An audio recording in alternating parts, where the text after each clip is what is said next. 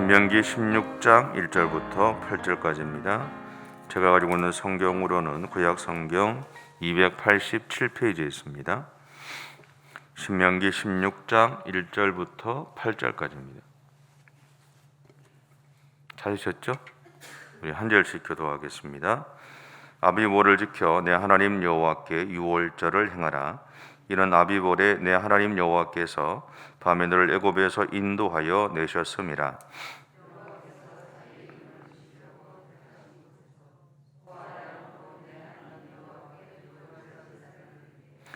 유교병을 그것과 함께 먹지 말고 이래 동안은 무교병 곧 고난의 떡을 그것과 함께 먹으라. 이는 내가 애굽 땅에서 급히 나왔음이니 이같이 행하여 내 평생에 항상 내가 애굽 땅에서 나온 날을 기억할 것이니라.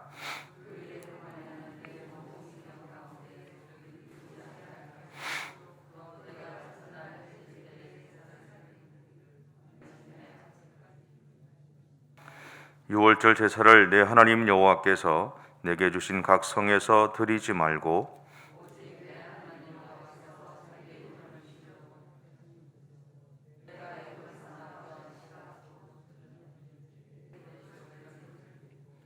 내 하나님 여호와께서 택하신 곳에서 그 고기를 구워 먹고 아침에 내 장막으로 돌아갈 것이니라.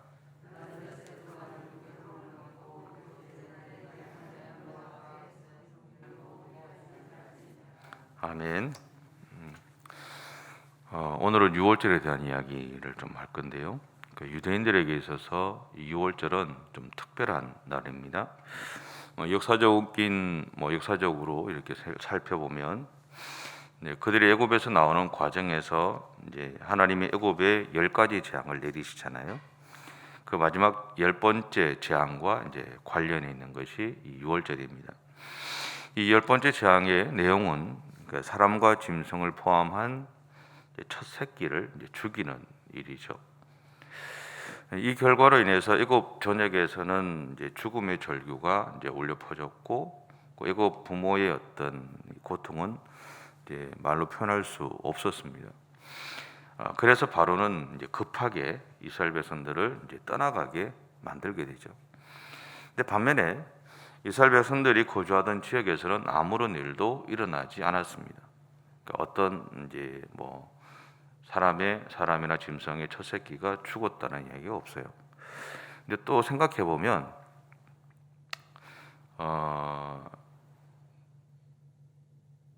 하나님의 그런 이제 하나님의 명령이 있잖아요.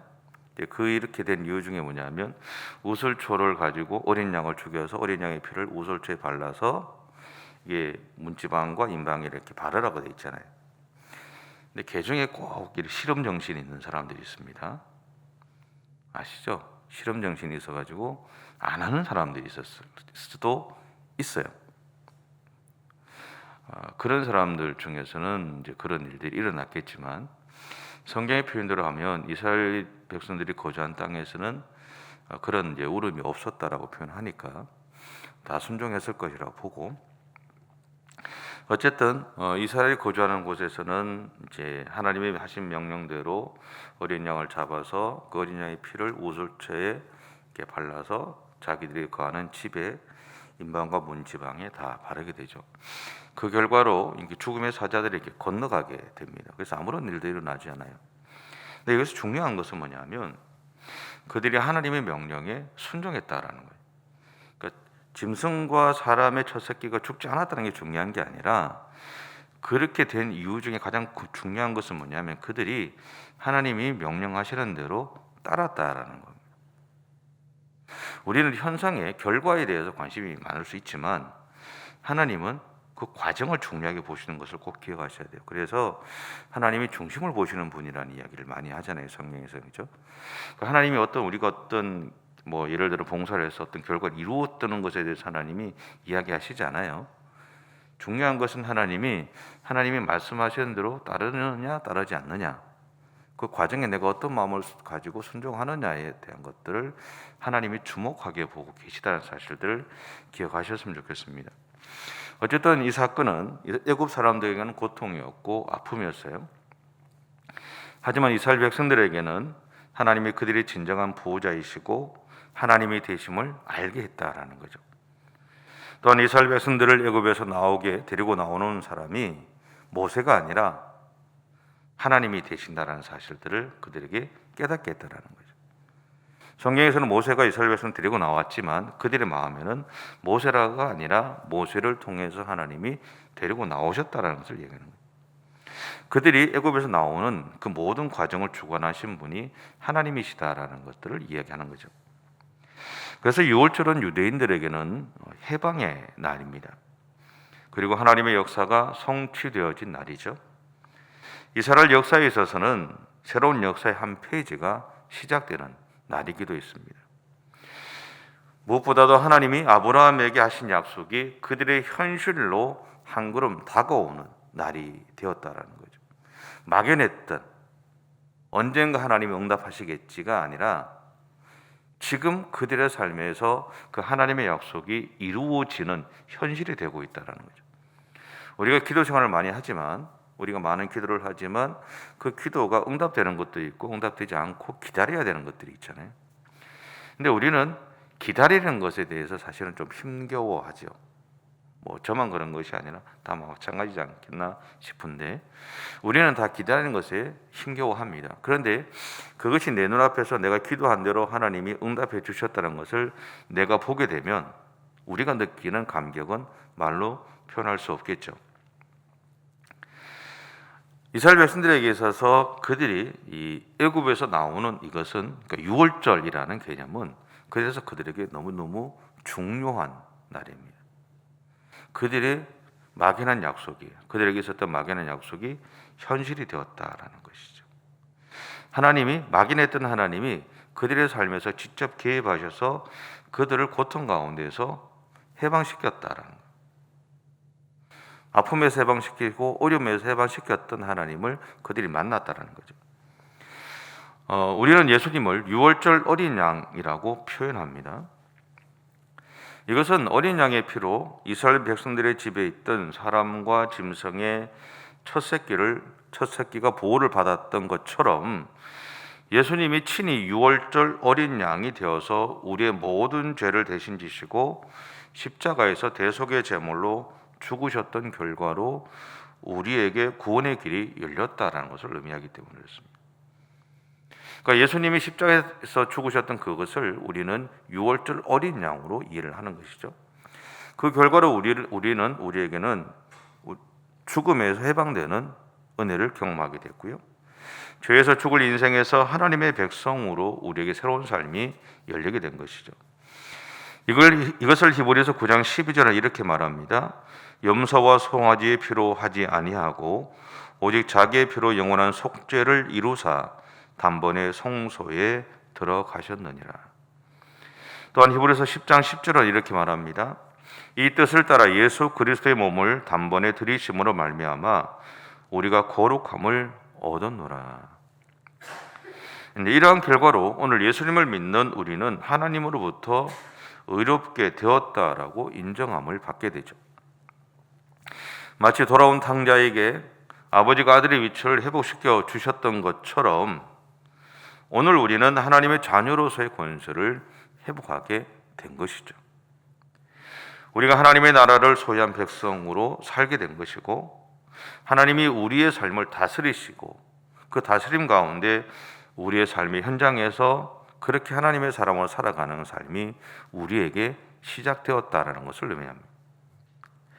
6월절 다음 날부터 7일 동안 무교병을 먹는 무교절이라는 것이 있습니다. 이 무교절에는 두 가지 의미가 있습니다. 첫째는 어린 양의 피로 정결함을 받았던 그들의 삶에서 죄의 요소를 철저하게 제거하겠다라는 의지적인 결단이 시작되었다는 거죠. 그 결단으로 누룩이 없는 무교병을 먹었다라는 것을 의미합니다. 이것은 오늘 우리를 구원해 주신 하나님을 기억하라는 말이고요. 동시에 예수 그리스도를 통해서 이루어진 구원의 은혜를 기억하는 절기다라는 것을 의미하기도 합니다. 두 번째는 그들이 애굽에서 급히 나오는 바람에 제대로 숙성되지 않은 빵을 들고 나올 수밖에 없었음을 기억하라는 것이죠. 그러니까 모세를 통해서 애굽에 일어났던 10가지 재앙 중에서 마지막 10번째를 제외한 9가지 재앙을 보았을 때 그들이 하나님의 마음을 알았을까요? 그런 생각이 들었어요. 마지막 10번째 재앙을 그들이 이스라엘 백성들이 경험하기 전까지 그들이 하나님의 마음을 알았을까? 어쩌면 알았을 수도 있지만 외면했을지도 모르겠다는 생각이 들었어요. 그 이유는 다양하겠지만 그 중에 하나는 그들이 지금까지 살았던 애굽에서의 삶이 불편하기는 했지만 그들의 삶에 익숙했기 때문이다라는 거죠. 불편하지만 익숙한 거죠. 힘겹지만 익숙하다라는 거죠. 어제 그 북한 선교하시는 목사님 그런 얘기 하셨잖아요. 북한에는 정부에서 다 이렇게 대준다고. 그러니까 자기 소유가 안 되니까 어때요? 할 만큼만 하는 거죠. 공포에 의해서 해야 될 것들만 하는 거죠. 먹을 만큼 조금만 하면 되는 거죠. 그래서 탈북민들이 우리나라에 와서 일을 할 때 그렇게 열심히 하지 않아요. 처음에는 할 만큼 하는 겁니다. 다 주니까. 그게 익숙해 있으니까. 근데 우리는 그렇지 않죠. 그렇잖아요. 우리는 살아내기 위해서 새벽 오늘도 새벽 거의 4시에 일어나셨죠. 그렇잖아요. 그리고 밤늦게까지 일하시잖아요. 옛날에 지금은 아니잖아요. 지금은 좀 덜 하시지만 옛날에는 그랬잖아요. 밤늦게까지 일하잖아요. 3시간, 4시간 주무시고 이랬잖아요. 왜? 살아내기 위해서. 살아내고 가족들이 살게 하기 위해서. 자녀들이 좀 더 나은 삶을 살아가도록 만들기 위해서 그렇게 하셨잖아요. 내가 하는 만큼, 내가 노력하는 만큼 결과가 나오기 때문이죠. 근데 이스라엘 백성들의 430년 동안 애굽에 살면서 얼마 정도 그들이 노예로 살아갔는지 몰라요. 추측할 수 있는 거는 한 요셉을 기억하고 있었던 세대까지니까 거의 한 50년에서 100년을 치면 나머지 최소한 330년은 노예로 산 거예요. 어떻게 보면 눈치 보고 적당하게 일해도 먹을 것을 주죠. 물론 고통이 다르기는 해요. 그죠? 근데 그 고통이라고 하는 그것조차도 사실은 모세에 태어난 직후잖아요. 더 많아졌잖아요. 일이. 그랬을 뿐이지 특별한 거 없어요. 그리고 모세가 태어나고 나서 모세가 와서 우리가 데리고 나가겠다고 할 때 일이 더 주어졌을 뿐이지 그 전까지 그들의 삶에는 그렇게 어려움이 없을 수도 있어요. 광야 생활할 때 이스라엘 백성들이 했던 이야기 있죠. 우리가 애굽에서 먹던 고기, 가마솥에 했던 고기가 기억난다고 그랬어요. 익숙했던 거죠. 그래서 어쩌면 그들이 새로운 삶을 그 현재 자리에서 나서 새로운 삶을 살아가는 것에 대한 두려움도 생겼을지도 모릅니다. 그래서 하나님의 마음에 대해서 굳이 외면했을 수도 있습니다. 근데 또 다르게 생각해 보면요. 이 말 속에는 뭐가 있냐면 그들이 하나님을 믿지 않았다라는 것을 의미할 수도 있다라는 거죠. 그래서 숙성되지 않은 곧 맛이 없는 빵을 먹으면서 살아야만 했던 애굽에서 나온 다음에 그들의 삶을 기억하고 이제는 그들의 삶에서 일하고 계신 하나님을 신뢰하며 살라는 의미가 있다라는 거죠. 무엇보다 앞으로 우리에게 펼쳐지는 일생 동안 다시는 하나님의 마음을 알지 못하거나 외면하지 말고 믿음의 길을 가자라는 겁니다. 그러면 6월절은요, 우리가 비록 하나님의 마음을 알지 못할지라도 우리를 향한 하나님의 역사는 계속해서 일어나고 있다는 것을 알게 하죠. 그리고 우리가 하나님을 바라보지 않을 때에도 하나님은 여전히 우리를 바라보고 계심을 알게 합니다. 그럼 이걸 기억하셔야 돼요. 내가 하나님의 마음을 알지 못하도 우리를 향한 하나님의 역사는 오늘도 계속해서 일어납니다. 비록 내가 하나님을 바라보지 못해도 하나님은 여전히 오늘 나를 바라보고 계세요. 이걸 기억하셔야 돼요. 이걸 믿으셔야 돼요. 그 하나님을 신뢰하셔야 됩니다. 우리는 늘 하나님을 바라봐야 된다고 이야기를 해요. 저 같은 목사도 그러고 늘 이야기하잖아요. 근데 역으로 제 같은 목사, 제가 하나님을 늘 바라보고 살겠습니까? 여러분 생각할 때 많은 목사가 말을 그래 하니까 그래 살아야 되잖아요. 그렇잖아요? 저는 그래 못 살아요. 저도 모르게 눈은 다른 데 돌아가 있는 게 제가 갖고 있는 현실이에요. 제가 약해서 그렇겠지만, 근데 내가 비록 바라보지 못해도, 내가 비록 하나님의 마음을 알아들이지 못해도 하나님의 역사는 오늘 또 나의 삶에서 계속해서 일어나고 있고 하나님은 여전히 나를 바라보고 계신다는 겁니다.